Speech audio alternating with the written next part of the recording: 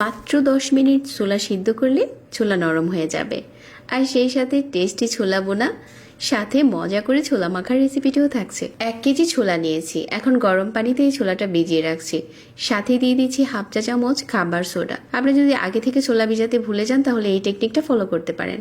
খুব তাড়াতাড়ি ছোলাটা ফুলে উঠেছে, এখন চুলাতে দিয়ে দিলাম আর ঢাকনা দিয়ে এই 10 মিনিটেই ছোলাটা ভালো নরম হয়েছে। কিছু কাঁচা আলু চুলাতে দিয়ে দিলাম আর লবণ দিয়ে ভালো করে ভেজে নিচ্ছি। এখন ছোলা রান্নার জন্য একটা স্পেশাল মশলা বানিয়ে নিচ্ছি। 1 চা চামচ লাল মরিচের গুঁড়া, 1 চা চামচ হলুদ গুঁড়া, 1 চা চামচ ধনিয়ার গুঁড়া আর হাফ চা চামচ স্পেশাল গরম মশলার গুঁড়া।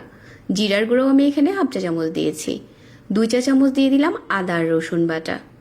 তারপর দিয়ে দিচ্ছি 3 টেবিল চামচের মতো রান্নার তেল। তেলটা দিয়ে মশলাটা ভালো করে মিশিয়ে নিয়েছি।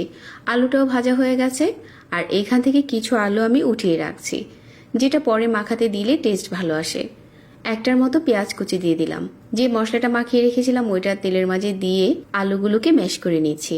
আর এখন হচ্ছে সিদ্ধ করে নেওয়া ছোলাটা দিয়ে একটু নেড়েচেড়ে চুলা থেকে নামিয়ে নিয়েছি। এখন চলুন স্পেশালভাবে ছোলাটা মাখিয়ে নিই। এখানে হচ্ছে শসা কুচি, টমেটো কুচি, কাঁচা পেঁয়াজ কুচি, ধনেপাতা কুচি আর ভাজা পেঁয়াজ বেরেস্তা। আর দিয়ে দিচ্ছি আমার হোমমেড স্পেশাল তেঁতুলের সস আর সাথে বিট লবণ। এখন গরম গরম ছোলাটা দিয়ে হাত দিয়ে এভাবে করে মাখিয়ে নিচ্ছি। এই স্পেশাল ছোলা মাখাটা এত মজা হয়, আসছে রোজাতে চাইলে এটা বানাতে পারেন।